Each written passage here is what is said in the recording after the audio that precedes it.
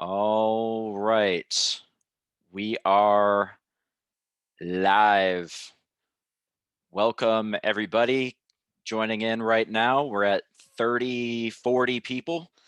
Glad to have you all joining us here on this Wednesday. What is this? The second week of February. It's hump day. Hope you're all having a good week so far. We're going to have people piling in here for probably another minute or so. We're at 70 now. So glad to have you all here joining in. Um, Hello from Brazil, hot dog, Jorge. Welcome. Glad to have you here. As you can see, I'm calling in from beautiful San Francisco. And with that, yeah, Jorge, would love to hear everybody else. Where's everybody else calling in from? If you want to pop it into the chat, I'll pop my location. I'm actually not in San Francisco. I'm actually in Oakland, California.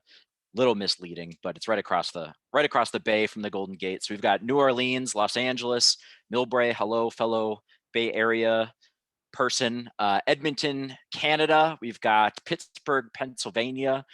We've got Melbourne, Australia. Wow, got some international folks here in the house. That's cool. We've got Dallas, Texas, Delaware, Austin, Salt Lake City for Ron, Chicago for Barbara. We've got Chad's in Austin. We've got Francesco's in France. So many people from all over the globe. Jalisco's in Mexico. Phillips in Calgary. Ragu's in New York City. We've got another person here from Vancouver. Toronto. We've got Oakland. Hello, neighbor. Nice to see you. We've got Rajeskars in San Francisco. We've got Philadelphia, Texas. We've got Tunisia. Wow, so many international folks. I think we've got I've heard most of the continents. I think we might be missing. Is anyone calling in? Oh, we got India. So I think we've got pretty much everybody everywhere. Nobody from Antarctica yet. I'm not going to cross my fingers.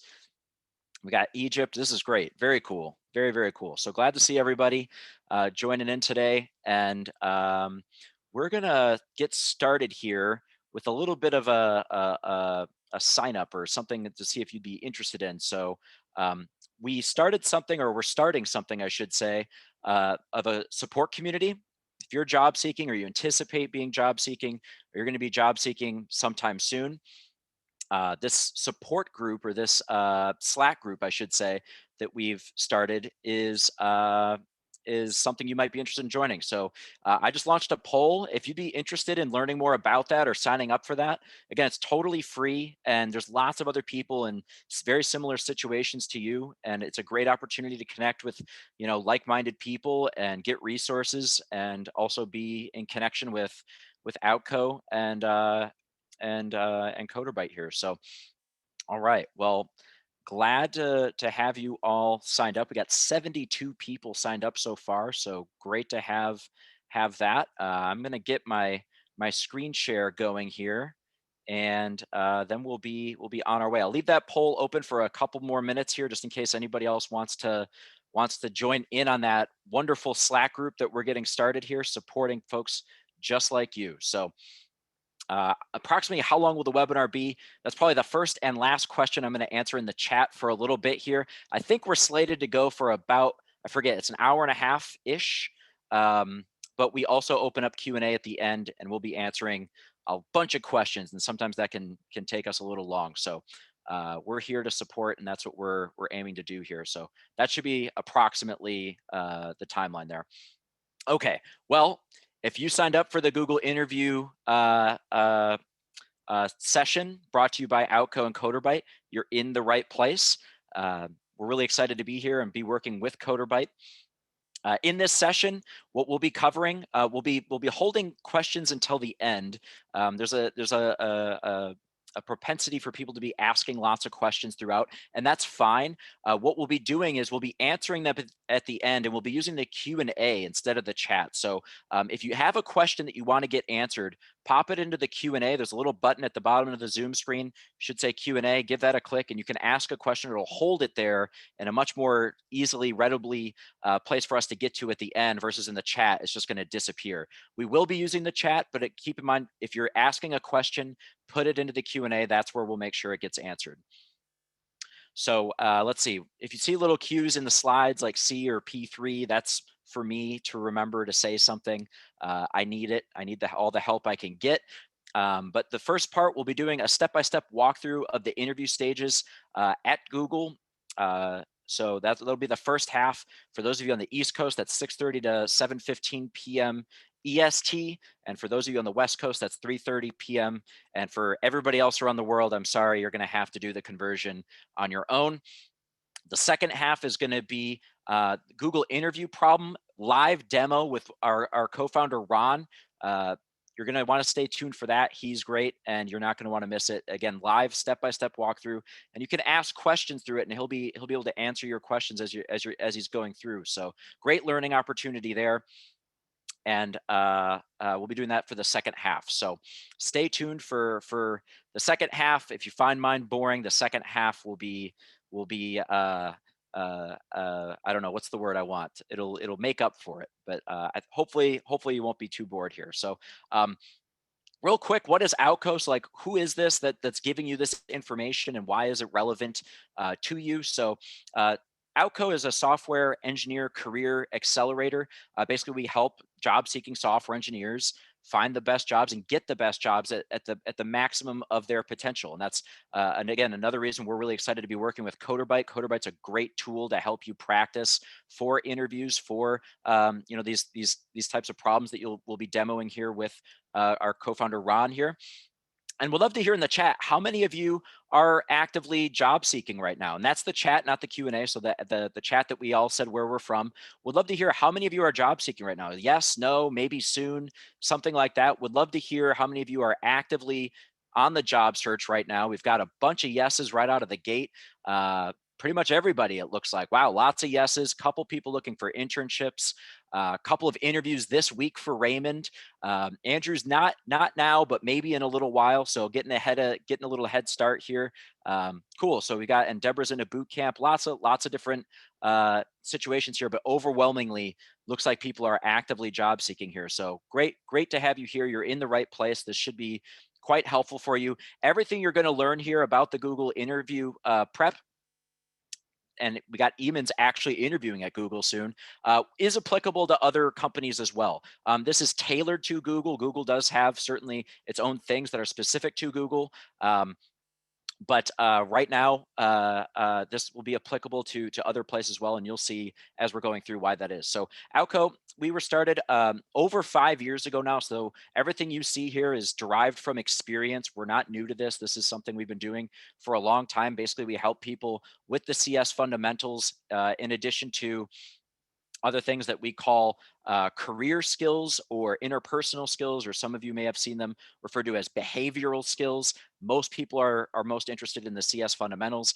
We've worked with over 2,000 software engineers to date. Engineers, people who are coming from Facebook, Apple, Amazon, Google, these places, and certainly people who are trying to get into those as well. Believe it or not, if you're coming from a company like that, you might be in a place where you want to optimize your job leap after that. And same thing, certainly people looking to get in, which I'm guessing is more the crowd here today.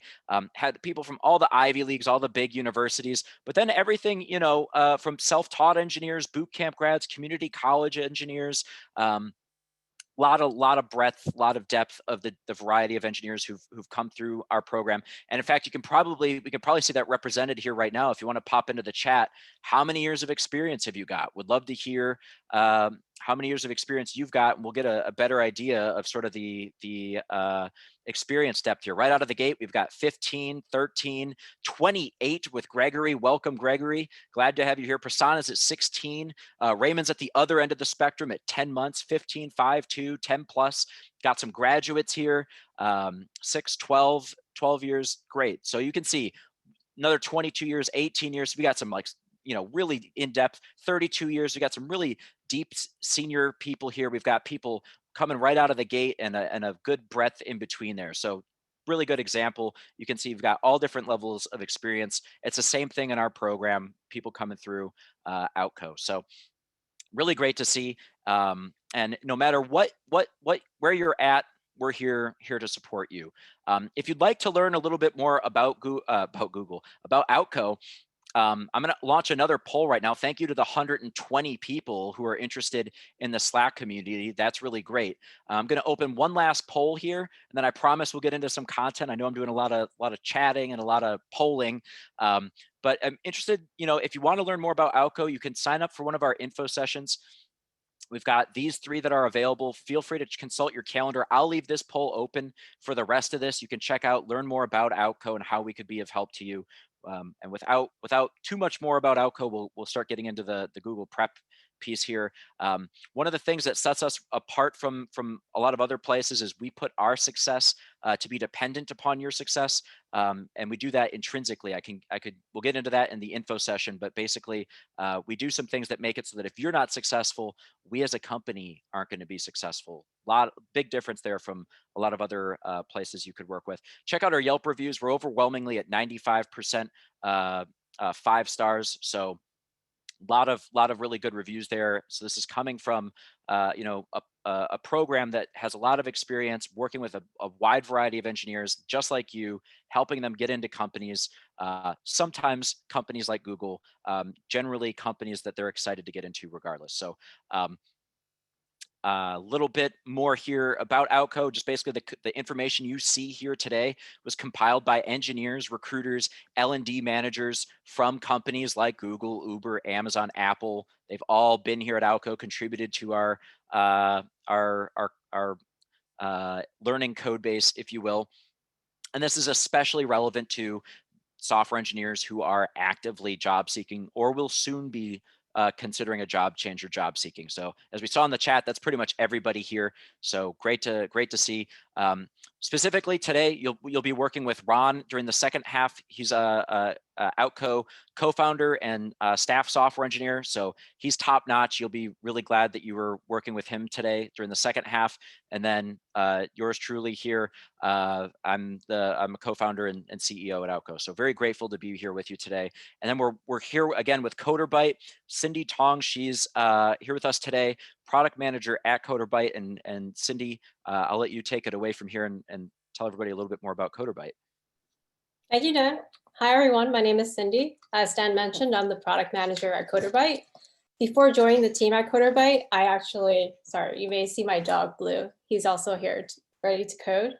I use Coderbyte to prepare for entering a coding bootcamp and also to land a backend engineer job. I think what really set Coderbyte apart from all the other technical interview prep platforms out there is the fact that you have access to real coding challenges. You have a network of over 600,000 developers that have gone through Coderbyte and have used it for their interview practice. And we also have support for 16 languages, interview prep kits, and a lot more of just kind of like structured content that can help you with your interview prep. We're going to see a demo from the Outco team later in terms of how you can use their platform and our platform. And down below, you'll see a link in terms of using a discount to sign up for Coderbyte. If you guys have any questions, feel free to DM me on Zoom. I can answer your questions around Coderbyte. Thank you. Completely forgot to unmute myself. Thank you so much, Cindy. Great to have to be working with you and Coderbyte. As you can see, just from Cindy's intro there with Coderbyte, it's a really great fit here. What we both do, working with engineers like you all who are job seeking, get prepped and get the best, next step in life that you can get. So really glad to be here. And thank you again, Cindy. So let's dive into the Google interview process. And again, we'll be using the Q&A for any questions you got here. We'll be feeding you links in the chat. So, kind of keep an eye on that. And if you see any links that are interesting to you, be sure to copy and paste them out of the chat, because the chat will be evaporating once this session is over. So make sure you grab the info while it's there, and you maybe open a notes page or something on the side. So here we go, the interview prep process, or Google interview process. Obviously, you start off with applying. Everybody knows that. The resume is a piece that you use during the application process. Most people overlook it and don't really think about it as being that important. We'll explain why your resume actually really matters, even at a company, yes, like Google. There's something called a Google coaching call. I don't even know if they call it that, but it's something you can get, which is pretty exciting and pretty much nobody knows about, and certainly far fewer people take advantage of. So, and that's something with Google. We'll talk a little bit more about that. Phone screen, most people don't take this that seriously. You know, oh, I'm talking to the recruiter. That's actually a screening point. You've all probably been in a situation where you didn't get a call back after a phone screen with a recruiter. Actually is important to prepare for that. We'll go over a little bit how to do that. And that's something that then follows you throughout the interview process. So it's something you want to do well on and get good notes in your favor. The tech screen, we're going to be doing a live demo again with our with my co-founder Ron. Not going to want to miss out on that. We'll be walking through exactly what to expect. I'll be going through it at a high level as well. Same thing with the onsite, which during COVID, very similar to the tech screen, right? Because usually it's remote. So we'll be going through those both with Ron and myself. And then we'll talk about the committee review. You're not present for this. Most people aren't even aware that it exists, but it does matter. And there's some strategic little reasons why it matters. Hopefully by then you're getting an offer, which provides you the opportunity to negotiate. Negotiation is beyond the scope of this session today, but it is something that we support and help you with at Outco. So the Google interview process, let's get started here with the first step, applying to Google. Everybody knows that you got to apply, but not everybody does actually apply, right? So here's a question for everybody in the chat. Are you qualified to work at Google? If you want to just pop it a quick answer in there, yes, no, maybe, not sure, sometimes, whatever it is that you're looking for. We got an emphatic no after a couple yeses. I've got to see some maybes, I guess, not sure. How may I know, right? Okay, so sounds like there's at least some uncertainty, not too much like yes. We've got the shrug. That's one of my favorite little text emoji thingies to do. So yeah, I mean, it's actually the answer is probably. Generally speaking, these big companies like Google are hiring at all levels. Everybody who entered into the chat, what your level is of software engineer, you know, as long as you're not at like, I don't know anything about software engineer, they're hiring pretty much for that, for your experience level, from, you know, 0 to 1 year all the way up to you know, 30, 40 years. They're hiring for people at all these levels. So you know, the ways that you can help convey that you're qualified is really what's important. Projects, experience, passion. A lot of that can be conveyed in your resume, certainly in your phone screens and during your conversations with people who you're interviewing with. Again, these companies are always hiring. Last spring, when COVID first hit and the whole country felt like it shut down, those companies are still picking off all the other companies that were laying off people, engineers, and taking advantage of the ripe opportunity that was for hiring at that point. So these companies are always hiring, especially for software engineers at all levels. So something to keep in mind, you know, you are qualified. It's just a matter of helping convey that you're qualified. And part of that's also with confidence, right? In how you present yourself. So couple different ways to apply. There's the standard application process, you know, jobs.google.com. You all probably are aware of that. You submit your resume via some, you know, job board that they've got floating around out there, or jobs.google. More than 60%, this is data that came from straight from Lever. If you don't know Lever, check them out. They're, you know, a pretty well-known ATS company. So they've got all the data. 60% of more than 60% of resumes or applications are received this way. So the majority of apps come in through the front door. Then there's this other door, if you will, called the referral application process. The referrals. You know, you got a referral, you got referred into a company. Generically, it's we know that's the case. It's this sort of not what you know, but who you know door, if you will. And you submit a resume or an application via a Google employee. The key thing here is this is where only 30% of the apps come in, but these apps have a 3 times higher interview rate than those that come in through the front door. And 60% of the hires are made through referrals. So that's, you see the disparity there. 60% of the apps are coming in through jobs.google.com. 60% of the hires are being made through referrals. So they get the majority of the apps through jobs.google. They make the majority of the hires through referrals. So which door do you think you want to be applying through? Which one do you want to take advantage of? So we teach something here amongst many methods, but one of the methods we teach here is something called reverse recruiting, developed by someone who used to work here. And the idea is that you develop a relationship with somebody at Google. We teach you how to reach out to somebody or any company that you're interested in, and teach you how to develop a relationship. And the idea is, then you get a referral in from that person, and you've just upped your odds of conversion somewhere between 2 and 3 times that of going in through the job board. If you think about it, it makes sense, right? This whole vetting by employee, the employees know who should work there. There's some degree of credibility that's lent to you by getting a referral. So very powerful piece there. But what you're going to be submitting, whether it's via the job board or via the referral, is going to be your resume. So the resume is really something that you do want to focus on here. And we're going to talk a little bit more about it. I know everybody here is busting out their pillow to take a nap because you're like, this is going to be boring as hell. But trust me, it actually matters. I know everybody wants to just ignore the resume part because it's boring and it's tedious and it's annoying, but it matters, and it can actually make a difference in you, getting an offer that you like versus getting an offer that you're ecstatic about, or not getting an offer and getting an offer. So for companies like Google, or really anybody, they look at your resume because it can be the average, and this is a true statistic, the average, what are they called? I'm not going to remember what they're called, but basically they look at people applying to applications at Google, and they look at their resume, and they spend an average of less than 6 seconds looking at your resume. So your resume has to pop in a couple different ways for them to say this goes in the yes pile versus in the no pile. They're basically playing Tinder with your resume, and you want them to swipe right and want to go on an interview date with you, right? So so for them, it's just an easy way of sifting out, at a fast, cheap way of those who are qualified or not. But again, that's the way most people think about it. What's really important is this resume actually applies at every single stage of the interview. And we'll explain a little bit more about that in a second.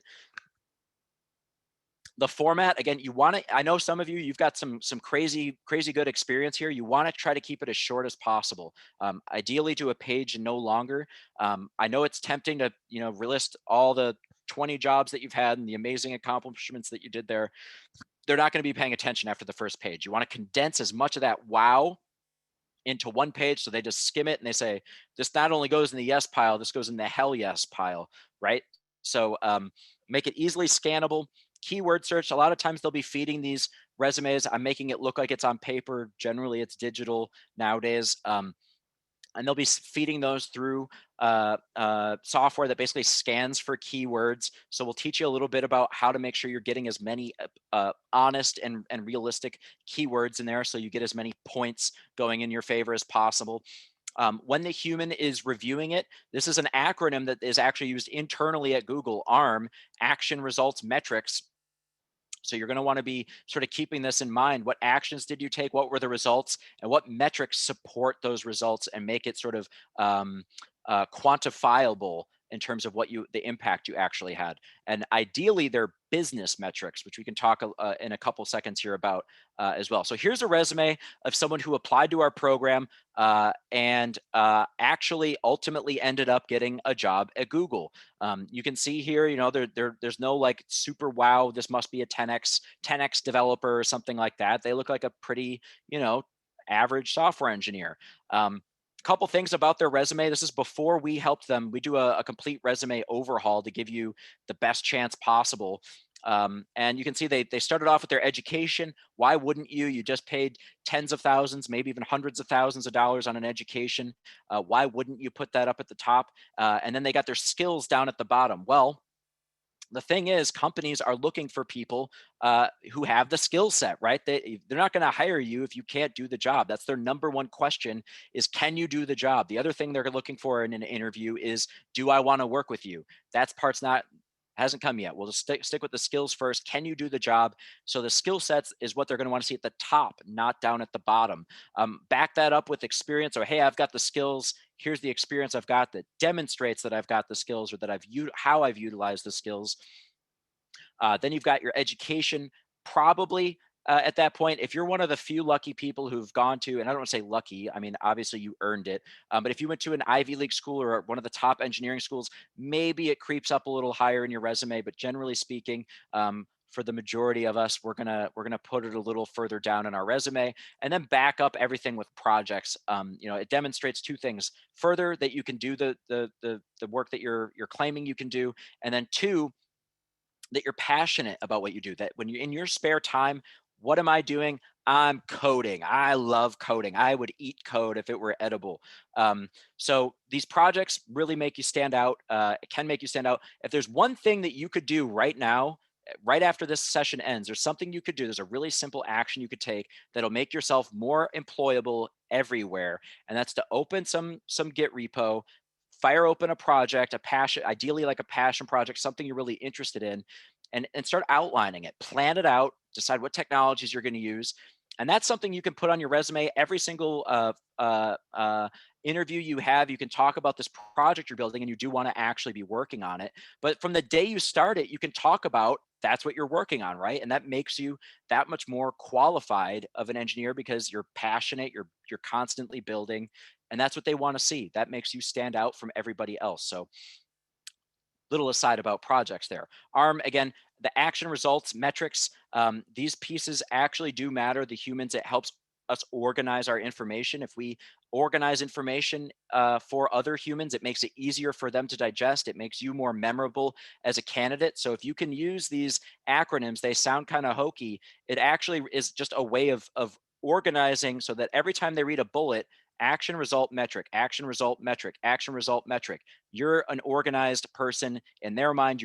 They've got all the bullet points in their brain, and they want to move on with you to the next stage. This is what their resume looked like after we helped them overhaul it. You can see, boom, we've got the technical skills right up at the top, and check it out. Little detail here, if you zoom in with me like this, you've got your proficient skills up at the top, and you've got what you're maybe perhaps feeling a little less confident on, or what you've maybe used occasionally, or a long time ago. You can put that under exposure. It doesn't mean you don't know it, or it's not worth putting on there. Anything that you've used, even on like a side project, and you just wrote a couple lines of code, put it in there and say, yeah, I've had exposure to this. Do I know it? Am I proficient in it? No, but I've got exposure to it. And again, that keyword search might pick up on that, and that gets you enough points to tip the scale into whatever that next stage is that you're at. And they might be saying, hey, you know what, we've got this .NET project that we've been trying to figure out.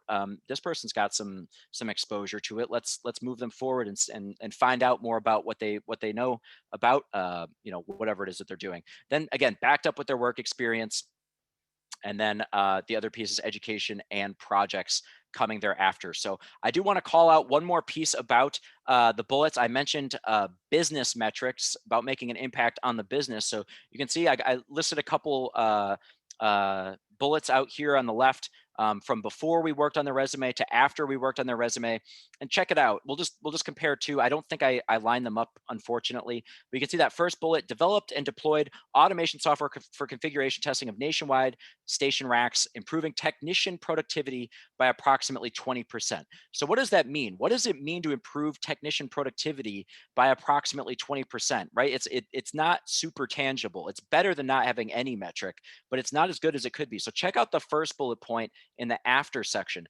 optimized manual config searches by web scraping configuration pages using Ruby on Rails. That's not how you spell Ruby. Ruby on Rails and Nokogiri, removing the need for 800 plus hours of manual configuration searches. So now you're taking something that's much more tangible. I'm removing 800 hours of manual time of someone on this team. So here's what's happening: the hiring manager, if you get to this stage where they're considering hiring you, they're going to see a bullet point like that and think, this person could knock off 800 hours or more off of, our dev time, lowering our cost of production. That's going to make me, the manager, look really good. I want to hire this person. So again, that's why, like, the business metrics, ideally you work those in, like your what the impact on the business was that you made with each bullet point. Ideally, that's the ideal to strive for. So again, here's sort of the left to right. We think we've iterated over time, and that template on the right, feel free to screen cap that.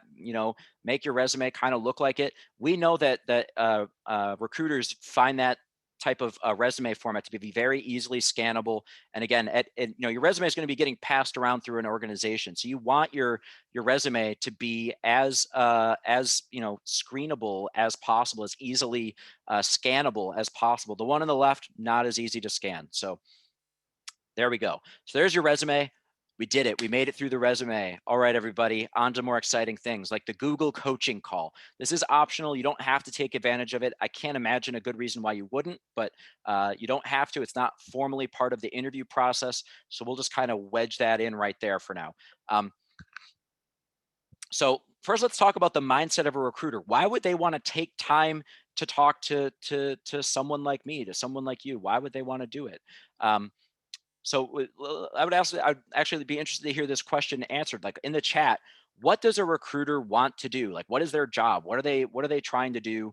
And maybe even how does it feel to you? What are they trying to do? Would love to hear about it in the chat. So Adwit, hire you. Anybody else have any other thoughts? Hire someone quickly to get you hired. Pair qualified candidates with open positions. Grab info. Fit company needs. Put butts in seats. There's a very sales way of thinking about it. Verify your authenticity. Get their commission. There you go. No cynicism there. Sell to you. All right. Yeah. Sell you the position. D, all of the above. All right. I like it. I like all these, and it was cool to see so many people right up at the front say, get to hire you, because that is what they're trying to do. Believe it or not, a lot of people come in with the mindset of the recruiter is an obstacle to be overcome. It's not. The recruiter is a partner to pair with, to pull you into the organization. If you treat them that way, you will be, first of all, you'll stand out from a lot of other engineers. Go make friends with a recruiter and ask them how they're treated. They're going to say they get treated like crap. If you treat a recruiter like a human, like someone who's working, who you want to work with to help get you that and help them fill their recs, they want to get, as someone said, butts in seats. They are trying to fill positions, and you can work with them or you can work against them. It all depends on the mindset that you take. So keep in mind, they want to get you hired. They want to set you up for success. If they can be in the form of resources, planning, insight, feedback, all these things are ways that they can help move you through to the next stage. They're going to do it. So this Google coaching call, the secret to getting one, what do you think it is? It's real simple. Well, I'll wait 2 more seconds in the chat. Someone ask. Exactly. That's all you got to do. You just got to ask for it. Most people don't. They don't think to, but just ask them for everything. Ask them for resources. Ask them for planning. Help me plan out like the best way to get set up for success with this interview. Help me plan out my career. Take as much as you can. Ask them for insight, on your resume, on your background, on the last, interview you had that you didn't pass. Work through it and use them as a resource, and get feedback. And then the best thing of all, you can ask them for a call with an engineer at Google. So you can actually get on the phone with someone at Google and learn about, what you need to do to prepare, what they look for in the interviews. You don't even have to take it from me. Take it from somebody who's there and actually doing the interviews. Can be a really great way to get a little more insight. So strongly advise you take advantage of that. So let's talk about the phone screen. Now you're at the phone screen with the recruiter. For them, again, so they're now weaning into more and more investment throughout this interview process. So this next stage, now they're getting someone who's not cheap and whose time they trust and whose judgment they trust to say, is this person worth moving on to taking up some of our engineers' time to screen them? So So there we go. Qualifications and fit is what they're looking for. And for you, it factors into the final decision. It's not just getting you to that next stage of the tech screen. It's their notes are going to be following you at every single stage of the interview process. So just like your resume, the reason we invest in your resume up front here at Outco is because it follows you at every single stage. And a lot of times they'll be looking at, you know, all the other engineers that you're competing against.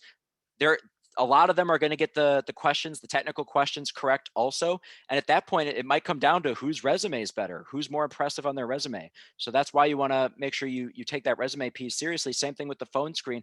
You know what? Both of these resumes are impressive too. They got the on-site questions. Their resumes are both impressive. Well, let's look at their phone screens. The recruiter didn't feel like as much of a vibe with this other person. Good thing this other person took some time to prep for the phone screen because they really stood out, and that's the person we're going to make the offer to. And keep in mind, Google has hundreds of people applying for every single position. So you truly are competing with everybody, and you've got to stand out ideally at every single stage to set yourself up for maximum potential of getting a job there. So when we say fit, what they're looking for, again, those two pieces: can you do the job? Do you have the skills to do the job?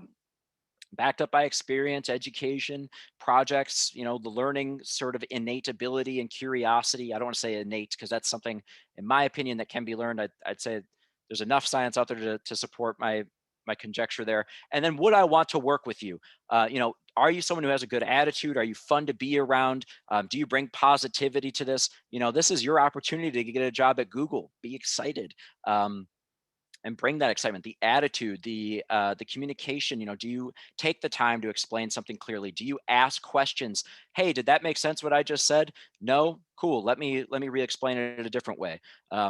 Experience, history, they want to see sort of ideally like, some track record of these pieces of being someone that they want to work with. The curiosity, what at Google they call googliness. Sort of this esoteric, or not even quirky, learning, nerdy but not nerdy, but nerdy person.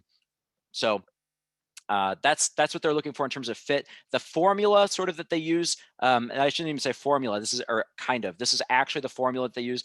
Coding and analytical skills again. So at the phone screen, they're only going to putting 25% weight on this because they're not actually going to be trying to judge your technical competence per se with like coding, but they will be looking at your resume and asking you some high level questions about what you've done. And if you can't talk about what you've done, then you're not going to convince them and they're not going to move you on to the next stage, right? So it's sort of like the implied technical concept competence, which is heavily influenced by your communication skills, something that at Google they refer to as GCA, or general cognitive ability. And really what this is communications. Are you perceived as being either knowledgeable or intelligent, or worthy of trying to spend time with? We'll go over a little bit of a rubric that they have to determine your GCA here in just a few minutes, because they actually have a rubric for that. Leadership potential. Google puts an emphasis on this. Companies like Amazon put a really big emphasis on this. 50% of an Amazon interview is focused on leadership principles. They have what they call their 14 leadership principles. Go Google it, check it out. And 50% of any given interview at Amazon is focused on these leadership principles. So if you're interviewing at Google, I'm guessing you're going to be interviewing at other companies as well. Other companies, in addition to Google, are going to be interviewing you, looking at you based on your leadership potential, especially for those of you with a good amount of experience that are here. They're going to be putting extra emphasis on your leadership potential, and that GCA, the general cognitive ability, your leadership, your desire for future impact, potential for return on investment. Things like you saying, why do you want to work here at Google? And you say something like, well, because it's the best, and I learned so much from all the amazing engineers here, and I'd get to work on really big projects, blah blah blah. That's all about what you get out of Google. What they want to hear is, what are they going to get? What are you bringing to Google? So the answer should be something more along the lines of, because I'm excited to contribute my vast wealth of knowledge about scalable systems to helping Google continue to scale their non-evil message around impact around the world. For anybody who doesn't know, Google's, I don't remember, somewhere in their value system is "don't be evil." So that was a joke. Deborah got it. Thanks, Deborah. Um, So that's the leadership potential, and then there's this googliness factor. It's culture fit, as they might also call it. What it really is bias. Do they think you're cool? Is kind of honestly what it comes down to. Unfortunately, there's a lot of other things that factor into coolness or really bias. Do we want to work with you? Are your values what we want them to be? What we consider to be value aligned? But a lot of times, it's also like, you're going to be struggling against ageism if you're, over like 35, 40, 50 years old. You're going to be struggling against ageism. There's racism, there's sexism, there's all of the isms that really do actually make an impact here. Unfortunately, we do our best to help you overcome those, and help other people, become aware of them. But just want to call that out there. At the end of the day, when people say culture fit, a lot of times it's just they don't want to either put a word to it or they can't put a word to it, and they're just kind of putting it in this category. So that's that. Hopefully that they're doing a company like Google is trying to, they're making efforts and trying to minimize those biases, but they are a factor, and just want to call it out there as it is. So the format of the phone screen is going to be 15 to 30 minutes, non-technical in nature. The content, again, going to be questions like, what is your job? What percent of your job involves coding right now? It's competence, another competence question there. Tell me about your most recent project. Boom. Tell me about your most recent project. Well, after I went to the Outco Google interview session, I fired open this GitHub repo, and now or this Git repo, and now I'm, building this amazing thing. Let me tell you all about it. And they're going to go, wow, awesome. Why are you the right person for the job? We just touched on that. General cognitive ability. What's the hardest problem you've solved? Again, another opportunity to talk about projects, to talk about, yourself here. They might ask other questions, like, where's the one I'm looking for? Like, tell me about a time you disliked a manager, or what do you dislike about working with a manager? These are trick questions where they're trying to see, like, how optimistic or how positive of a person are you, or how jaded are you, or how much of a pain in the ass are you going to be to work with? If you say something like, managers are always micromanaging, and, I don't like working with them. Boom, you're out. You didn't get the job just on that one question. What do you dislike about having a manager? Well, managers have a really hard time. They're trying to manage expectations of their managers, and they've got a bunch of people who are all going through their own struggles. And what I try to do is come in and give my best support to the manager that I can, acknowledging that they're going through their own hard time, and I try to support them as best I can so they can do their job well, and we can all do our jobs well. And boom, you just took a negative and flipped it into a positive about you, right? And that's the kind of thing you want to be doing with these questions. Not lying, obviously, but you want to be taking these things and making them as positive about you as possible. Why do you want to work here? Just a heads up, a lot of people get this question and they don't know anything about the job they're applying for. They don't know anything about the department, about Google. Have a good reason, read the job description, learn about the role before you apply to it, or at least 5 minutes before you get on the call with the person with the who you're doing the phone screen with. Because if you say, oh, just Google's amazing, okay, that's super generic answer, super generic candidate. Moving on. So the decision, again, you've probably been able to deduce what it's going to come down to. It's the phone screen performance. How did you do on the phone screen? Let's check out this GCA rubric. Again, this is straight out of Google, no joke. So I can't do it. Okay, so here we go. I'm going to scroll down. Where is it? I should have had this ready to go before we did this. Give me 1 second. Rubric for assessments. Is that it? That's it. Okay, rubrics for assessments. So again, they're going to be looking at the situation, the task, the result. So, and you might hear this, you might be familiar with this, the star format. So tell me about the situation. Did you explain the situation of the question they asked? Tell me about a time you had to deliver on like a tight timeline or something like that. Do you define the situation and they score you on this 1 to 4 scale? Did you describe the task that you outlined for yourself? Again, 1 to 4 scale. Action. Do you describe the actions that you took to implement those tasks and get them done? 1 to 4 scale. Same thing with the result. And I'm wrong. It's GCA's down here. I just went through the star format. So the GCA format they're doing are, do you understand the question that was asked? A lot of times people will answer a question that they didn't actually ask. Be really careful that you heard the question right. You might be nervous. Repeat the question back to them. And once they acknowledge that, yes, that's the question I asked, then answer it if that's what it takes. Were they prepared? A lot of times people don't prepare for their, and I'm going to make that prepared. Prepares doesn't really make sense. I can't, I don't have access to this. Um, but are you prepared? Did you solve the problem? Were the results that you outlined, compelling? And did the evidence that you gave support the actual claim that you made, that you did handled the situation well? So all these behavioral questions come down to this GCA rubric that they're using at Google. So we might be able to mail this out if you'd be interested. We can send this out to you after the fact, help you out with interviews there. So that's the GCA rubric. And again, they're also going to be factoring in your resume. Do you stand out from competing applicants? Do you use the ARM sort of format of formatting your bullet points? So, all right, you made it through the phone screen. Now you're to the technical screen. This is probably where most of you are the most anxious. Do you have the technical chops it takes to get through the interview? I hope everything that we just explained defines why all the other pieces are really important. Up to this point, we had someone come through our program looking to get a job at Facebook. Pretty similar interview process. Knocked all the technical questions out of the park. They were super well prepared, and they didn't get an offer. And you know why? They got the feedback from the interviewer was because they got it one question. They asked them one question about something about managing, working with a manager. I don't remember what the question was. And they didn't give a strong leadership answer. They kind of blew it off. I knew that they blew it off because they told me ahead of time, yeah, I'm not spending too much time on behavioral questions. And that was the reason they didn't get the job at Facebook. The interviewer told them, we wanted to hire you, but you didn't give us a good leadership answer, and we just can't move forward with you because we've got other people who do. So take those seriously. Those can be the things that screen you out. You don't want to spend all this time, melting your brain into practicing these tech questions and then lose it on a behavioral question. So all right, let's talk about the technical screens here. There's a 2 with an asterisk there. I just want to point out, you might be able to get 2 of these. We've had people, well, I'll explain a little bit more about that. I'll explain how you can potentially get 2 of these if you don't strictly pass the first time. So again, why for them? They're trying to ease into the investment that they make into you.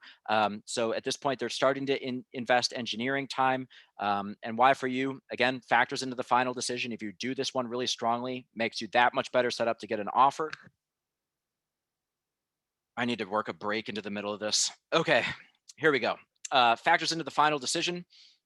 The format, 45 minutes. It's usually a hard stop. So at 45 minutes, sometimes it'll be like very rude. Just stop, you're done. That's it. It's 45 minutes. Got to stop now. And your code must be compilable at the end. Here's the trick though. You're not going to be working in your IDE or whatever environment you might be accustomed to practicing in, or something like Coderbyte. You're going to be practicing doing the session uh, in a completely different format that we'll talk about in just a second, but it still must compile, which is the tricky part. So you'll get this brief intro question, and word to the wise, this is where they slip in, a leadership question or a behavioral question.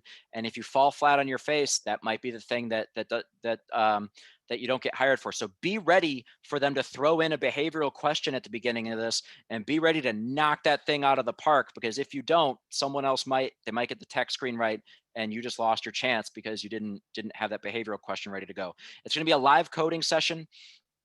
Data structures, algorithm types question, basically focused on performance. Can you write performant code? Can you get to an optimal solution based on the problem and the parameters that they've given you? And you'll be doing it in a Google Doc.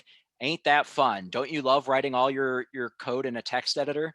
But that's what you're going to be doing. The intention is to test. How familiar are you with your code base? How well can you code with your coding language?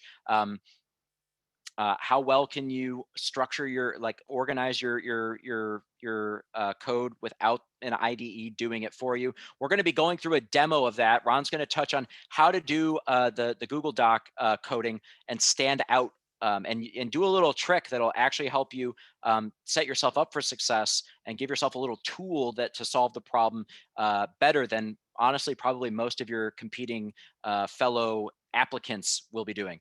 They will be giving you minimal hints throughout this technical screen. So do not expect to be getting hints throughout this. If you get stuck, you're just going to be stuck, and you'll be potentially stuck in awkward silence if you're not someone who's communicating well. So again, this intro question might be something like, what are you working on right now? How much coding are you doing? What percentage of the time are you doing? What's your favorite language? What's the hardest thing you've built? What's the most complex thing you've built? What's the thing that's given you the most meaning that you've built? What's your approach to doing this type of problem solving or whatever it might be? So just be ready for that again with the intro question. And then the technical question, it might be something like, given a list of integers, find the frequency of a target, right? And these questions can vary widely by interviewer. You might get one interviewer who does it one way, a different interviewer who does it a different way, or asks one type of questions or a different type of questions. So you might know somebody with your Google. Don't depend on what they got, the question that they got, to be what you got. It can vary significantly. You will not be able to pseudocode either. They don't want to see it. So don't be writing, English sentences or quasi English code, expecting to be able to, assuming your language is English. I just remember we have people from all over the world here. So, if it's Portuguese or French or Chinese or, whatever language it is that you're speaking, you're not going to be able to write pseudocode. So just be ready for that. And here's the little trick that we're going to teach you. They do allow diagramming, and you probably would have never thought of that, right? Because you're using a Google Doc. How the hell are you going to diagram? Well, have no fear. Outco is going to show you how to do that. The ASCII diagramming, as we coined it, and we'll do that in the walkthrough with Ron. So stay tuned and check that out.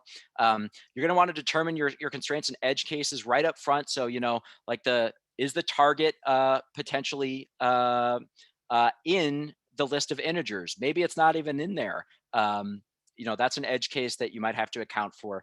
And again, the code must compile at the 45-minute mark. If it's not compilable, they're not going to move forward with you. I do want to acknowledge there is one exception to this, and I think I'm going to explain it here in just a second. Yeah, so focus on performance with particular attention paid to time and space complexity. So your time and space is what they're going to be looking at. That's how they're measuring the performance or the efficacy of what you're really, the performance of what you're developing there, what you're building. And every line you want to be communicating what impact that's having on the time and space performance of your code. That's how people can not pass it the first time and get set up for a second time. I'm going to explain that in a little more. I want to touch on one more bullet here before I explain that. Start with the best solution that comes to mind. Don't worry, you're like, oh shoot, I don't know how to solve this optimally right off the top of my head. Start with the best thing that comes to mind. That might even be a really nasty brute force solution that would crash anything that ran it. That's okay. Just get started somewhere, and then you can iterate towards the right solution. The key here is ABC. Always be communicating at every single stage. Here's a quick example. Here's what the interviewer doesn't want to see. This is me focusing really hard on what I'm typing and not paying attention to you, the interviewer, at all. And you're just awkwardly looking at the top of my head, not knowing what I'm thinking because I'm so lost in this problem.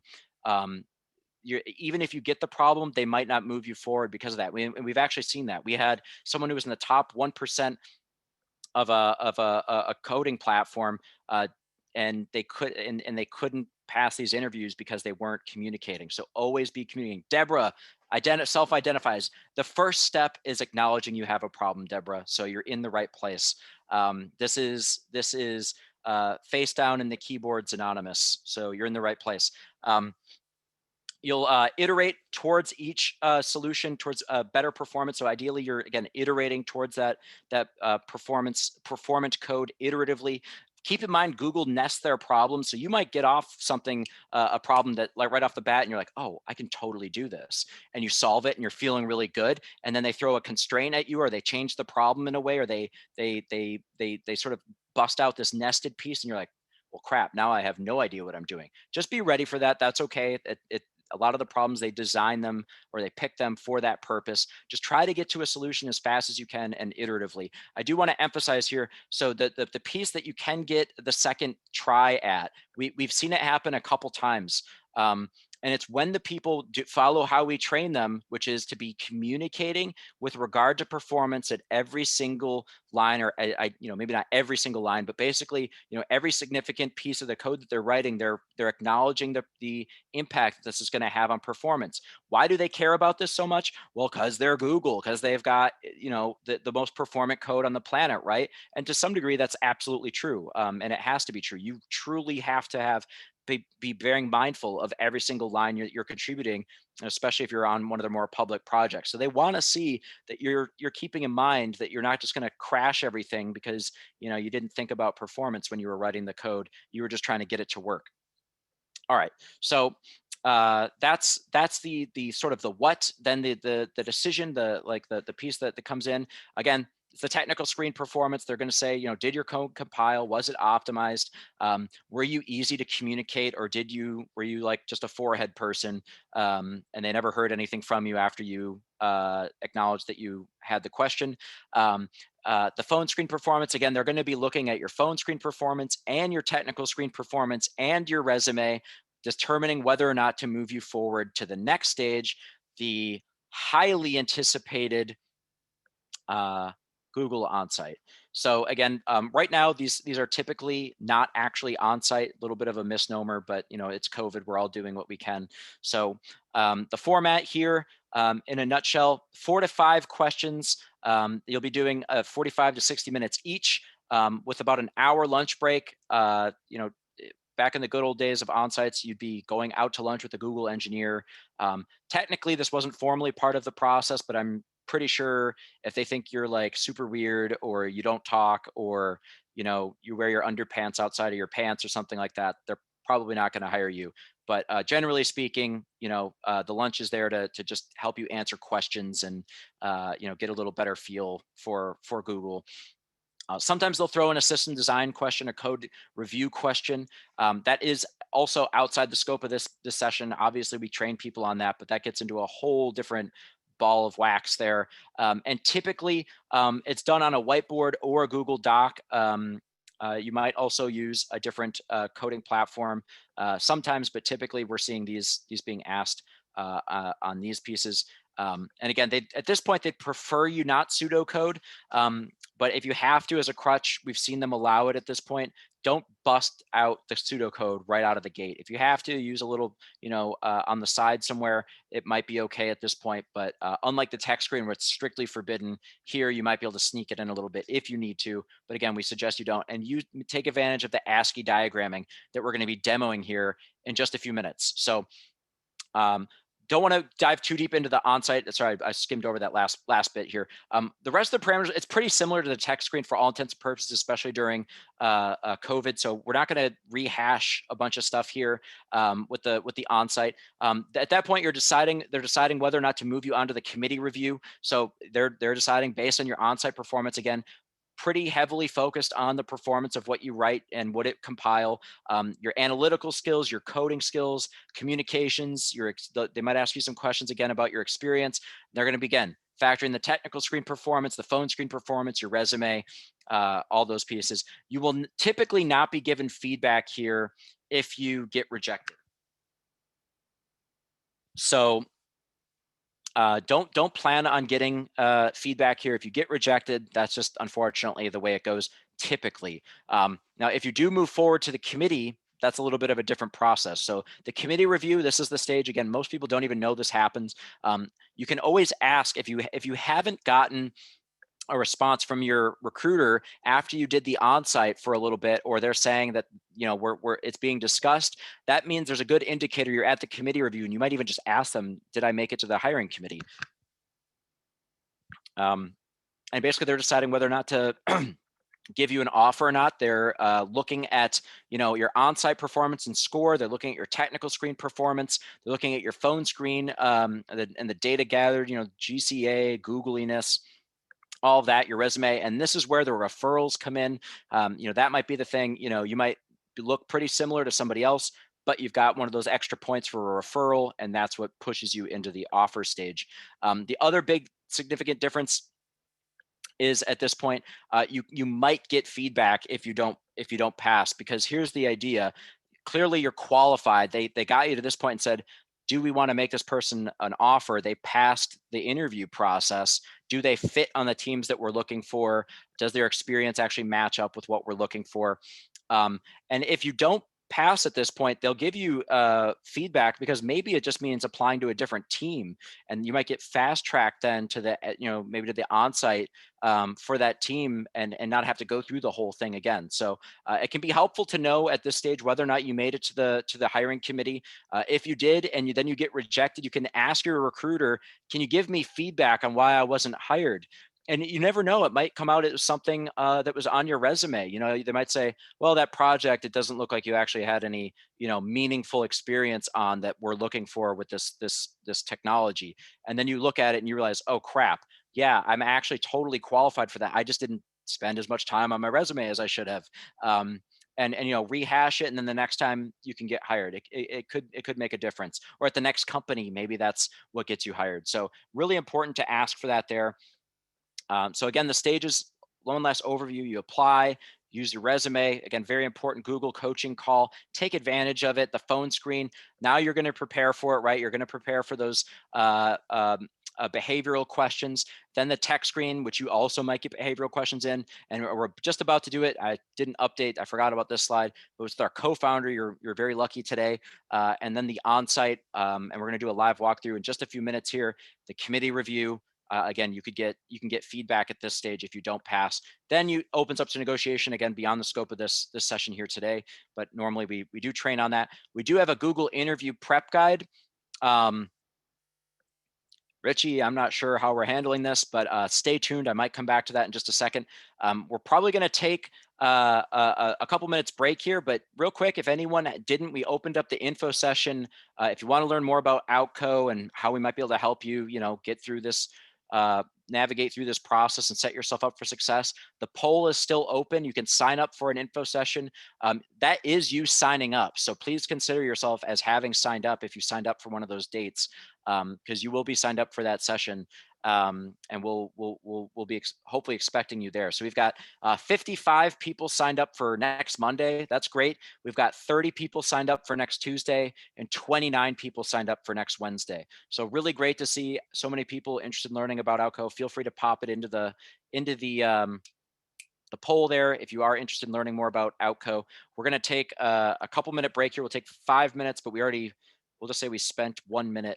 So if you need to use the bathroom, go ahead. If you need to grab a drink of water, and you're like me, because I definitely do, we'll do that. Just go ahead and pick it in the info session poll if you're interested.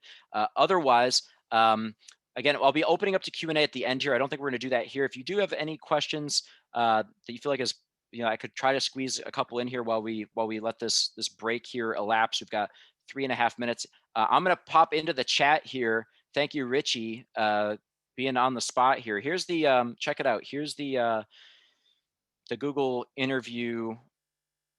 What the hell is this? This is the Google interview prep guide. I'm going to pop the link for that into the chat here. There it is. Give that a look. Hopefully that's helpful for you all. Take it home with you, and make good use of it. So we'll give it another couple minutes here, another 3 minutes, and let's see. Leonard. Honestly, I would try to make any time possible for a project. Making a website to host project really propelled me into opportunities I wouldn't have gotten before the website projects. There's a great, success story with somebody, using projects to get ahead, to separate themselves out from the other people that they're applying to. And I could give you so many examples of that. So Leonard, thank you. You're a living, breathing example here, at least in as much of we can tell from your comments here in the chat. Person Anand said before that, what if you don't have a significant recent project if you are currently working? Again, right after this, just fire open a Git repo and start working on it. It doesn't have to be done. You can talk about it like, hey, I'm building this you know, whatever, financial trading platform that's going to do high frequency trading, and it's going to, you know, utilize the latest blah de blah. Here's how I'm going to implement it. And I've started to write the infrastructure for it doing this and using these technologies. And here's how I'm making it scalable. And, you know, here's how I'm using best practices for this and that. And that way, you know, again, you're talking about something in present tense, even if it's not completed yet. Again, that can make you really stand out truly from other candidates who say, you know, what do you do in your spare time? You know, I play video games. Okay, cool. I mean, there's nothing wrong with that, but compared to someone who might play video games but also codes, big difference there. um, let's see, we're at a minute and a half. The next person after Leonard, does Outco help with networking to companies like Google? Short answer is yes. I'll give a quick example. We've got 2,200 graduates or people, engineers who've gone through our program, all of whom have sat in a session similar to this or an info session or something and wondered, is Outco right for me? Is this real? Do I really need Outco? And now they're, you know, gainfully employed and they're ready to pay it forward. We have other incentives that are inherent into the structure of Outco that I'm not going to get into right now, but yes, we are heavily incentivized to help you. Basically, we're not free, but some of our payment methods, you don't pay anything up front, and you don't pay until you get an offer that you want and accept. So you're not paying for it until you get an offer that you want and accept. So therefore, we're heavily incentivized to help you get an offer that you want. And that means helping you get as many opportunities at the front, which includes networking, as possible, because all the opportunities you have at the front of the funnel ultimately trickle down into the number of offers you get and influence the offers that you get at the end. It also influences the amount of practice that you get interviewing. A lot of factors I could go into there. I just blew the last minute and a half. I meant to spend not that much time on that question, but I want to get moving on to Ron here. So any other questions you have, I will be happy to answer at the end. Ron will be answering any technical questions that you have at the end from the session that he's about to run here. I'll wait until he has his camera on before I make the handoff, just to make sure he's here and I'm not talking to myself. Oh, I'm here. I'm here. Ron is always here. Thank you, Ron. Without further ado, ladies and gentlemen, and everybody, Ron, he's great. Have fun. All right. Thank you, Dan. Thank you very much. We've got about 25 minutes, 24 minutes before the end. I'd like to have some time for questions. So let's say that we'll try to do the next portion in about 20 minutes here. So I'm going to share my screen with you all. And here we are on the Coderbyte platform. What's going to be happening now is we're going to go through solving a challenge. And this is going to be a demonstration of what you can expect in an on-site interview, and also how you can practice and prepare using the Coderbyte platform. So first, the question that we're going to look at in particular is going to be bracket combination. It's just the first question that we have here on the Coderbyte platform. And this is what it looks like. We've got a question, we've got a section where we can type our code, and then we can see what happens when we run the code over here. One of the first things I wanted to do here, earlier, Dan did talk about the distinctions between the technical screen, that 45-minute, 1-hour interview that happens before the onsite, and then the onsite itself. So some of those differences is that in the technical screen, it's done in a Google Doc, where, of course, you can't run your code. So a couple of things here that I just want to highlight is, first thing, turn your font to Courier New or some font that has a fixed width. So this will look similar to what you have as far as all of your, let's say your IDEs, Atom, Sublime Text, VS Code, whichever. And then next, I would say turn the font size down to 8. In this sense, what you have now is that when you're coding out your functions or whatever that may be later on, it will represent or look close to what you have in your IDE. So it's going to look just like another editor. But once again, the distinction, the change is that we cannot run our code here. But at the onsite interview, you are able to run your code. So let's go through solving this problem. And the steps that we teach at Outco for when you're encountering an algorithm problem like this, first off, it's to understand the problem. And some of that's already done for us here, where we can see that we have some input-output cases, and we're also explaining the problem. So I'll dive into that in just a moment. The second step is to diagram out your thought process.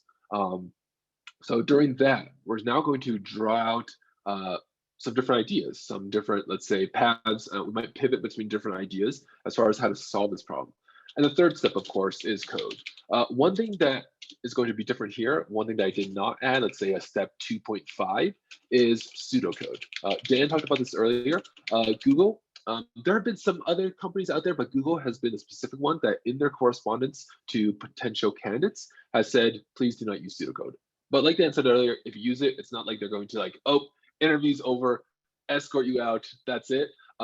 It's fine if you have some. And I think someone else had a question like, is it poor practice that we don't, design first? Like, yeah, if we're writing an application, I would never design anything without, or I would never write any code without designing it first. So if you use some pseudocode, it's not the end of the world, but these are what they're looking for here. So first, understanding the problem. Let's just start that right here. The problem today, bracket combinations, we have an input of a num, and that integer is greater than or equal to 0. Okay, so it's positive. And return the number of valid combinations that can be formed with num pairs of parentheses. For example, let's say for an input of 3, that means we have 3 open and closed parentheses. Then how many different combinations of those 3 open and closed parentheses we have are 5. There are 5 combinations. We can see this is one of the combinations here. There's another one here. Oh, wait, sorry. There's this one here, there's this one here, and so on. There's these 5 different combinations that we have, right? Cool.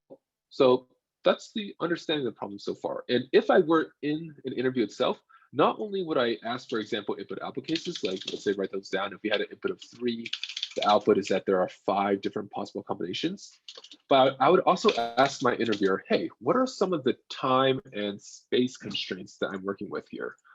So for example, let's say that for this problem here, if I were to ask my interviewer, what are some time and space constraints? One example here, I'm going to definitely make this very flexible for myself, is that we can have an exponential runtime, which is actually quite poor. Oh, somebody, don't cry, don't fail so hard. It's definitely doable. And I would encourage you all, try this out later yourselves on the Coderbyte platform. I'm actually going to take the code that we write out later, and I'll share it with you all inside of this Google Doc in a moment. So I'm being very generous for now, but let's say they give me a runtime constraint of exponential. Cool, write that down. And let's say they also give me a space constraint. In this case, I'm going to say that the space constraint here will be big O of 2 to the n as well, exponential. All right. We don't just ask for these because it's a good thing to have. I should know this or it's part of the process, but it's that when I want to proceed from, let's say, the diagram to the code, or I want to tell my interviewer, hey, the code works or doesn't work, I can also refer not just back to like input output cases, test cases, but I also will be able to refer to the constraints and say to the interviewer, hey, my diagram, it fits within these constraints, I can move on to the code. Or, hey, I coded this out, I ran it, it works for the test case, but it also fits within these constraints here. Does JavaScript have all these standard data structures? They're going to have some, not all. Some things that they do not have that other languages have are, let's say, a linked list, a native linked list, or a priority queue. But definitely there's libraries that you could use to import that kind of stuff. Let's continue. That's understanding the problem. Now, how do we diagram this out? So to solve this problem, there's definitely multiple ways to solve it. And the way I'm going to use today in particular is to solve this using recursion. Recursion is one of those scary, kind of nebulous topics. Like, how often have any of you ever actually built an application that used recursion? I would say it's less often than you have. Like, we usually use iteration to solve things, but recursion, it's a very powerful tool that you can use to solve a lot of algorithm questions out there. And what I'm going to use here to diagram this out for now is to use something actually called the recursive tree. The recursive tree is a way to visualize, hey, what's going on at all the different calls in the call stack. And to build up, let's say, some of these inputs. And right now, the input of 3, output of 5, maybe that's not nearly as descriptive as I would like. Let's look at the other input. Let's say if we had an input of 2, my output for this, they said it's 2, but what would that 2 consist of? Just to put a little bit more details to it, we would have, let's say, there would be the open, close. That's one possibility. And then there would also be the open, close. That's the other possibility that we would have for an input of 2. So what I'm going to diagram out now here is we're going to use something called recursive tree. So I'm going to imagine that I'm starting out with just an empty string like this. And my approach for this problem is I'm going to say, hey, In one case, let's say we have an empty string. I want to get to the point where we have an open, close, or an open, close, close. So to that empty string, I'm going to build it up that I'm going to add either a left parentheses to it, or I'm going to add a right parentheses to it. Cool. And are either of these my answers yet? No, so I don't exactly know how many different ways there are to, or how many different solutions there are yet. And what I would do next is to each of these. So once again, it says a recursive tree. We can think of these as like nodes in a tree. Each of them will have a left and a right recursive call again. And in one case, if we add the open, it's going to be open, open. And then the other one on the right branch, we add the close. This would be open, close. Over here, we would have close, open. Oops. And then on the other side, we would have close, close. So from the start, we can kind of already see, remember, recursion, that's what we're using here. Some of these, there would be no point for us to continue further. If you look at this, anything that opens up with a closed parentheses, there's no way that's going to be balanced. That's not a valid combination. And me adding an open paren, a closed paren following, that's also not necessary as well, because I already know it's not going to be valid. So I'm not going to arrive at either of these positions. So this could actually be right here. We don't need to call these feature recursive cases.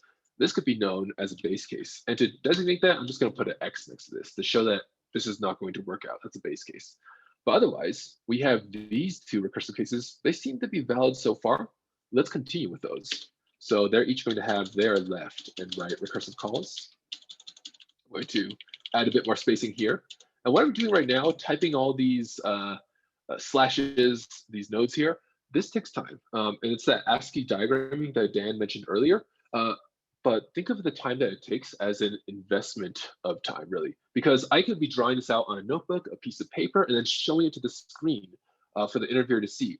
But remember, when it goes to the hiring committee, whether they decide on your candidacy, hire you, make an offer, don't make the offer, what they're going to see inside of here is just whatever's in the environment. They're not going to have like a screenshot of what you have up to the screen.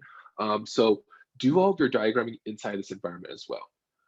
All right, back to the algorithm. Let's use the same thing. On the left side, left branch, let's add an open. On the right branch, let's add a close. Left branch, add an open. On the right branch, add a close. All right, so which ones are still valid? Well, some of these are definitely base cases as well. Let's look at this one here. That's a base case because what's happened here is I have 3 opens, but my input, let's say, was 2. That's not going to be valid. So this is a base case. We'll need to keep track of that somehow. Here, open, open, close, that's still valid. There could be potential solutions down the line. Here, open, close, open, also valid. But here, this is kind of similar to the situation here. If ever there's a closed parentheses that doesn't correspond to initial open paren, then that's going to be a base case as well.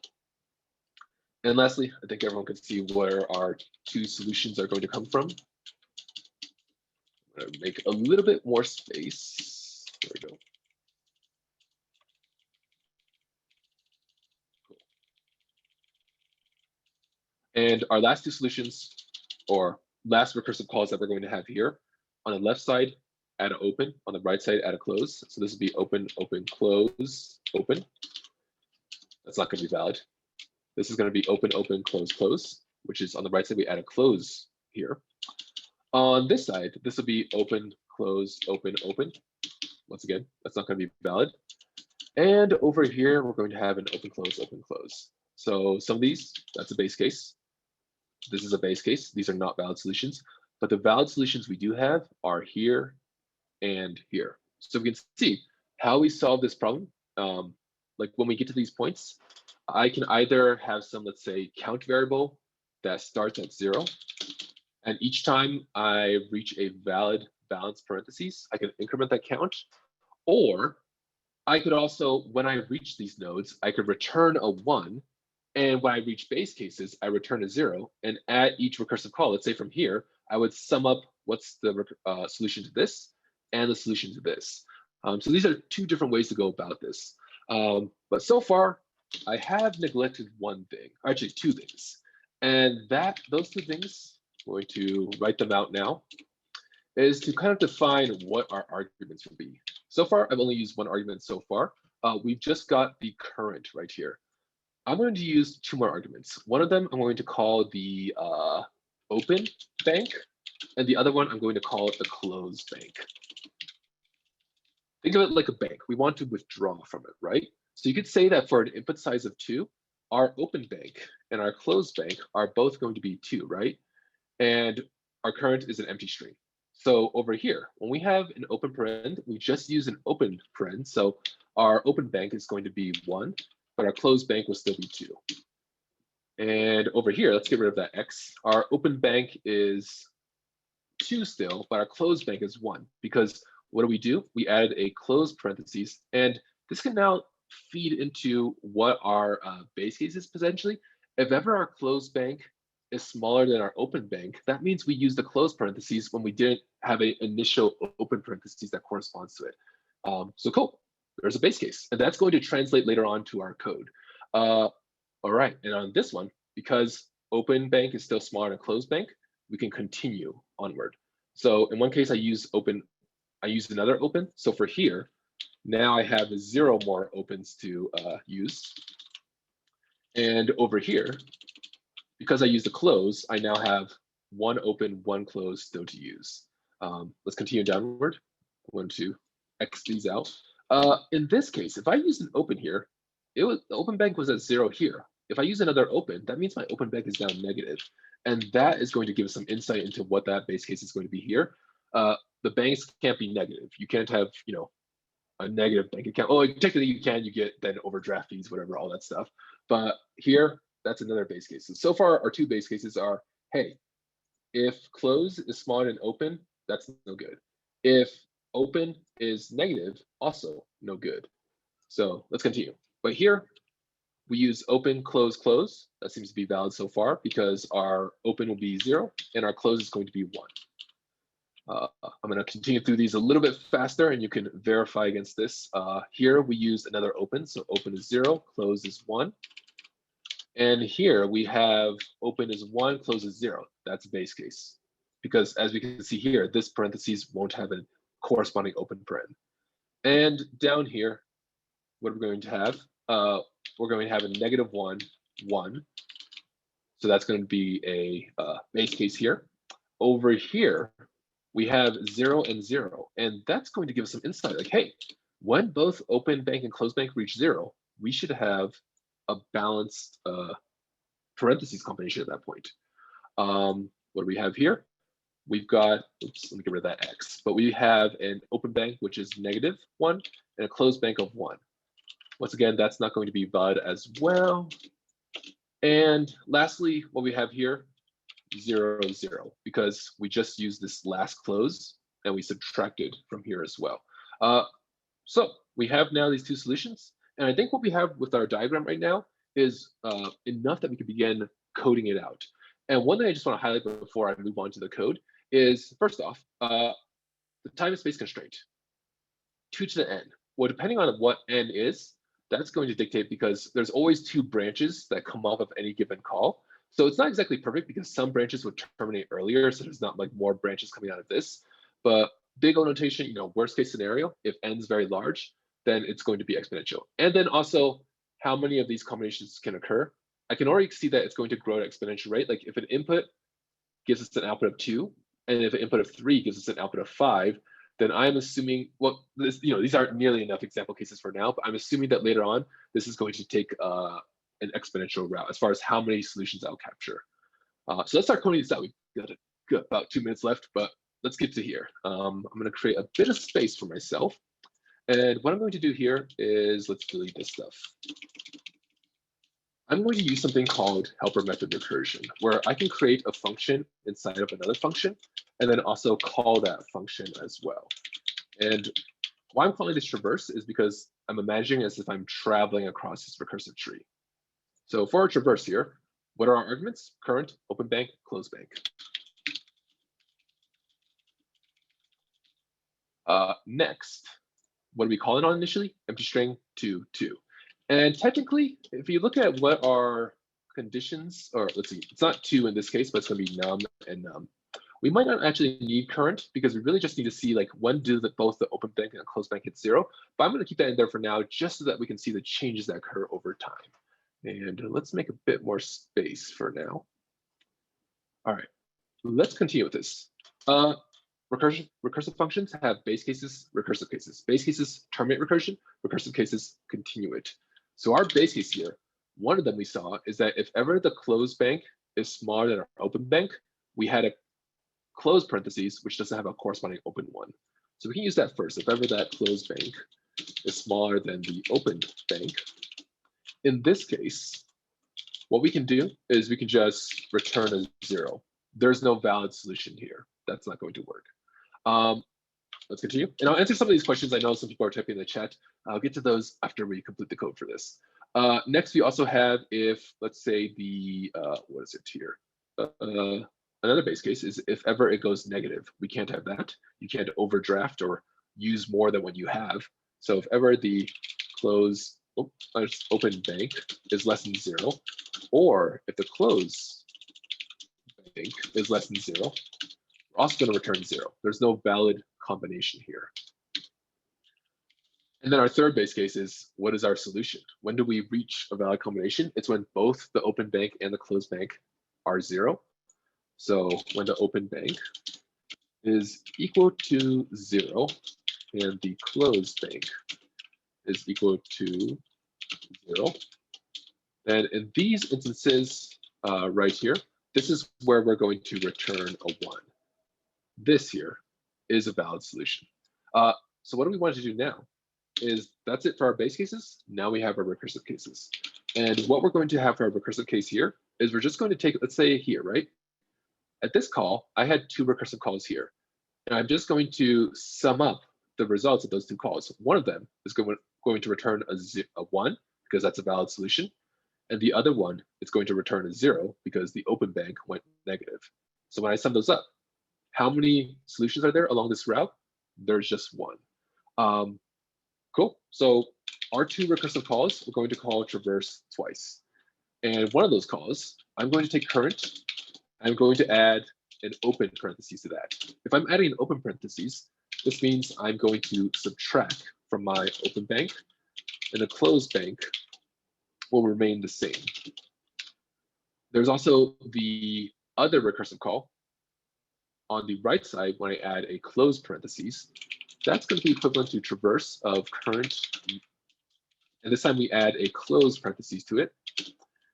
Open bank stays the same, but because we just used a closed param, we're going to subtract from the closed bank. And that's it. Let's see if I can shift this over even more. That's very flexible. Oh, nope, this one, there is a limitation there. So what I'm doing in essence here, calling traverse twice, which represents our 2 recursive calls, and we are either adding an open parentheses or a closed parentheses, and correspondingly, we're subtracting from open bank or closed bank.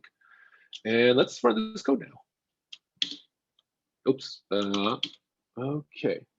Some people have, let me bring this back over. Let's run our code. Okay, well, the answer for 8 is 1430. I don't know if that's true or not, but let's run some test cases. The answer for 2 gives an output of 2, and 3 gives an output of 5. And what would be really cool here, why I wanted to kind of like bring current into this, is that I could print out, hey, what are the solutions when I reach this point? So let's say that we've got, oops. Let's just print out what current is at this point. And if I were to run the test cases now, let me clear this and then run test cases, we can see that for an input of 2, solutions that we have here. Oh wait, this is a base case. That's not what we wanted precisely. Let me delete that. Let's get to here. These are our solutions. I was like, ooh, that looked funky for a moment there. Now let's clear the log again and run our test cases. So for an input of 2, our output's 2, and we can see the solution here is open, open, close, close, and open, close, open, close. And then for an input of 3, our 5 different solutions here are the ones that you see here. The test case, it says it's wrong because it's Coderbyte does work off of the printing out, and it's verifying that. So before we submit our code, I do want to comment this out. And also, I'm going to take this code real quick and toss it into this, just so that all of you will have accesses later on. Okay, cool. And I'll share the link in the chat momentarily. But for now, let's go ahead and submit our code. Yes. Cool. So waiting on this. Ooh, some people typed in the chat. It's not 2 to the nth power. Gotcha, for power set generation. Thank you for that, sending along. And you can see, if we go back to, oh, well, the diagram's gone now. Actually, no, the diagram's still here. If you go back to this diagram that we have, some of these recursive calls are going to terminate earlier. And because of that, we're not going to reach fully the 2 to the nth power. If it was, if it's a different sort of problem where we do continue the recursive calls underneath this one, then we can reach that 2 to the nth power. So yeah, thanks for sending that along, Jonathan. Appreciate that. Cool. So here we go, test cases, and 50.7%. I'm, well, slightly better than half, a coin flip. That took 59 minutes. All right, I just had this window open for a minute. Wow, but all right, that's cool. But yeah, all the test cases outputs were correct, worked fine. But let's just recap real quick. I'm gonna go back into this challenge. Hopefully what I had earlier will still be there. Let's try to begin the challenge again. And cool, my info is still here. Let's just recap the steps. When you're in the interview, understanding the problem. Unlike this, where we're actually given some prompts and input-output cases, ask your interviewer. Ask about, like, for example case, it's totally fine to do so. And then immediately create one of your own. This is kind of the idea of failing fast. You can kind of verify real quick, did I get, am I on the same path as my interviewer or am I not? Next part of understand, ask about constraints. And then you can always go back to your solutions or ideas that you come up with during your diagram and code and see, hey, does what I created here fit within the constraints? All right, for diagramming, do it in the environment itself. It's called ASCII diagramming. All of you can, using Coderbyte, you can practice on this platform. You can actually type out your thoughts and just use this environment solely instead of also having, a notepad or a piece of paper. And just kind of some insight right now, COVID, we all don't know when exactly that's going to come to a close, or maybe it's just going to be with us for some time longer. But all on-sites, obviously, right now are happening remotely. So this ASCII diagramming, it's going to be here to stay for now. Here to stay for now, that's kind of a weird phrase, but it's going to be here for the near future, for at least the next year out, as we can see. And then lastly, when you're coding, refer back to your diagram. You saw that as I was going through these base cases, I would go back up into my diagram and highlight elements. Generally, when you're with the interviewer, you'll both be working in a collaborative environment. Whatever you highlight, kind of like Google Docs, they can also see what you're highlighting. So it's kind of like you pointing your finger at the screen. So always be doing that while you're writing your code, when you're navigating back and forth. And also verbally, let them know, I'm at line 48, I'm at line 50, I'm writing out the recursive cases, I'm calling the function now, and that'll be it. Whew. All right, so that is it as far as the explanation, the technical algorithm questions that you'll potentially encounter. And I'm just gonna share this link with you all now. Let's see, anyone on the internet with this link in view? Cool. So I've given permission to everybody in that sense. Access it, try out for yourselves. I know not all of you here are necessarily JavaScript engineers, but Coderbyte will have the ability that you can verify, or you can just try out in all these different languages. And one more thing, let me just submit it again, even though we did it earlier. Cool, I have to wait for this.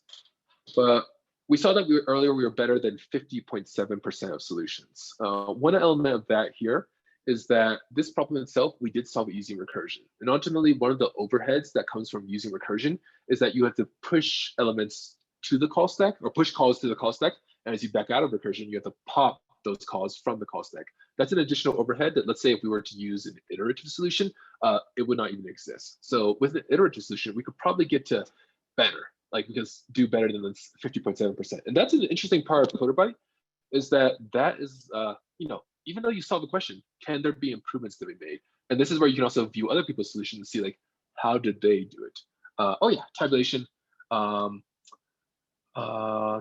which I'm still learning. Cool. But that is it for today's session. I know there's some questions in the chat. Hopefully I tried to answer those along the way. Can you make it tell recursive to optimize. Tail recursion in this case, we would not be able to. Tail recursion, first off, it's available in some languages, not in others. But secondly, tail recursion requires that the previous calls, you no longer need to reference that material there. Because we did kind of return out of recursion and then sum up those numbers, and we're performing this like addition operation later on, we do need to maintain those previous calls, so we couldn't make use of tail recursion here. But excellent question. For the Google technical problems, I usually, let's say, medium difficulty or hard level. Medium. Hard level questions, they're just hard. Some of them will occur, but more frequently, medium level will be representative. And within the challenge library here, there's a whole bunch of questions. From, the one we just did was a hard level question. There's medium levels, easy levels. Start, I would say, always with the easy level questions. And like some of these, let's see, question marks, longest word. Okay, longest word. Okay, no, or you can all probably already guess what this is going to be like. The longest word in a string. All right, that's fairly straightforward. Fun, time. All right, so we want to make sure we identify characters and not punctuation. I love dogs, love. And I'm guessing also if there's two words that tie, get the first instance.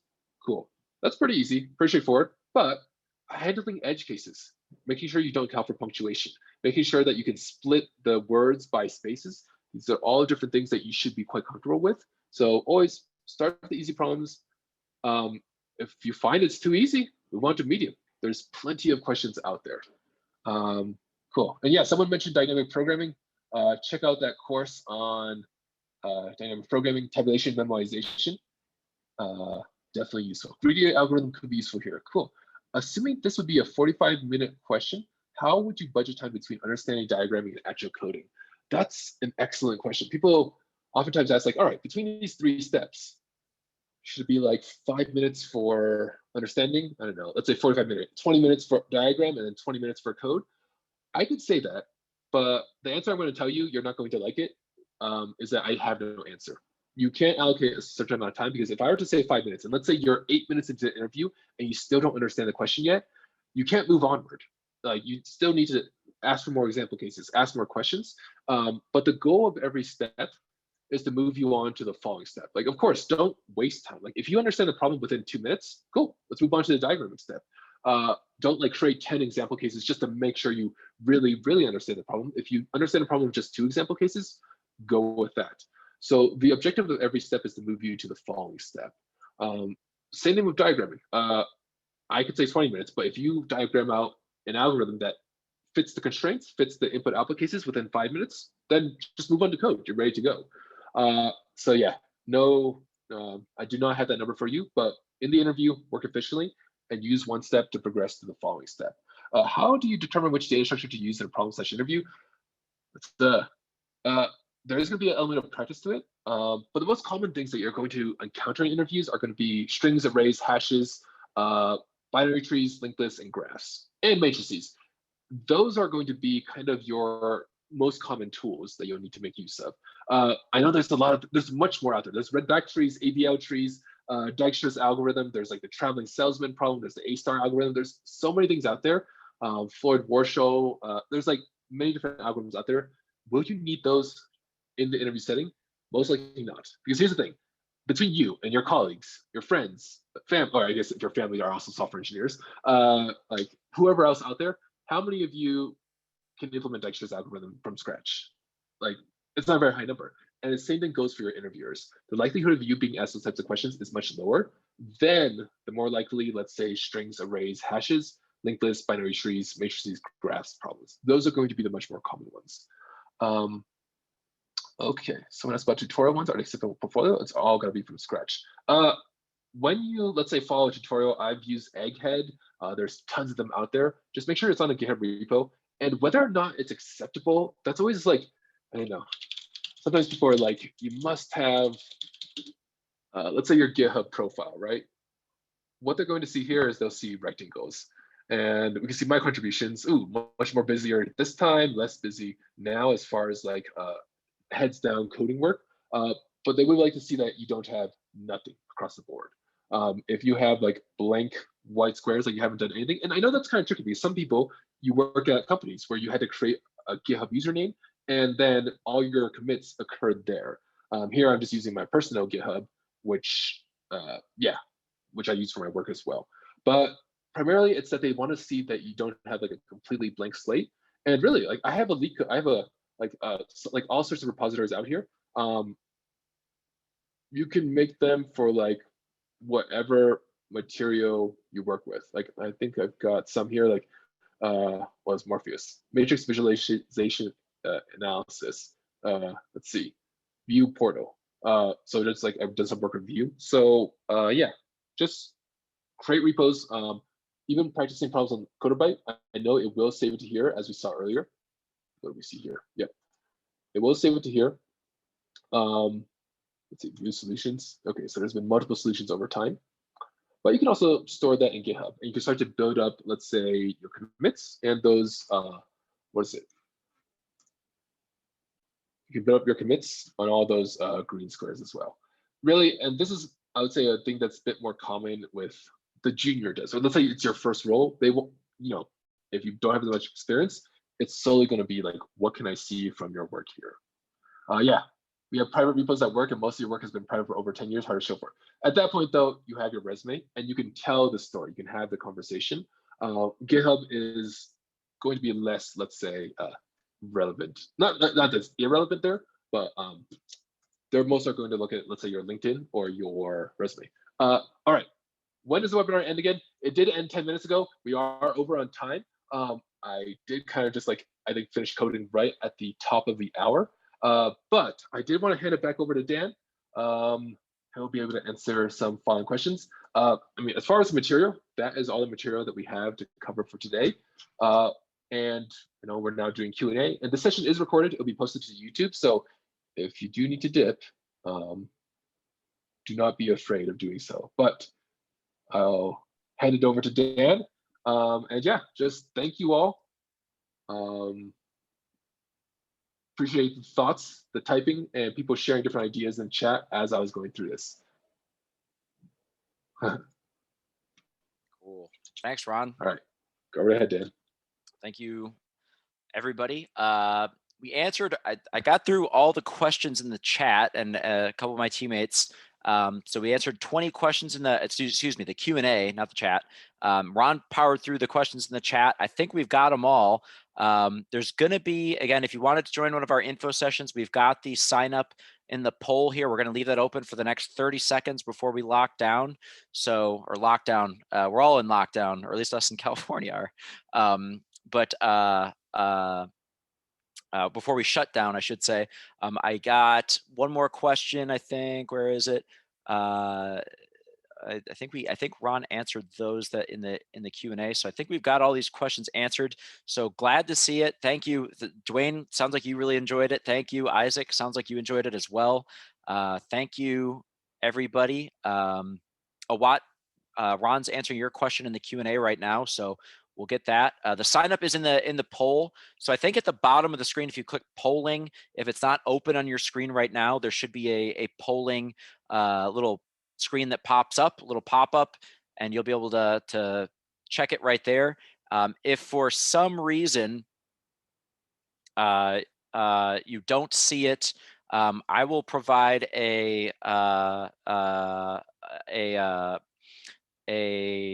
link to join, sorry, not a link to join, an email to write to. I'll put it into the chat right here. If you need something, like you couldn't sign up because you couldn't get access to our poll, email Sheila at outco.io. She'll get you what you need to get that. We'd also like to invite Cindy back. Cindy, if you have anything you'd like to close out with today, it's been a great event. We're so glad to be working with you and to be able to offer these great discounts to everybody here. And anything you'd like to close out on? Yeah, I just wanted to say thank you so much for letting Coderbyte be part of this event. As someone that's gone through the job search multiple times, I understand how challenging it could be. So just really want to wish everyone best of luck, but also please take care of yourself during this time. And as part of that, Coderbyte is offering 30% off if you sign up with the link that we've shared a couple of times. There's also a bunch of free resources on our YouTube and Medium page. Thanks, Dan. Yeah, thank you, Cindy. And everybody be sure to take advantage of those resources, really high quality stuff there, just like Coderbyte. So thank you again. Thank you everybody for taking the time and sticking with us, even though we went 15 minutes over. That's 15 minutes more value you get at, hopefully. So hope everyone has a good rest of your week. You made it. It's hump day is behind us. Even I think everybody over in different countries, I think we're all past the hump. So Yahoo, have a great rest of your week. Thanks a bunch, everybody. Have a good week. We'll talk to you soon.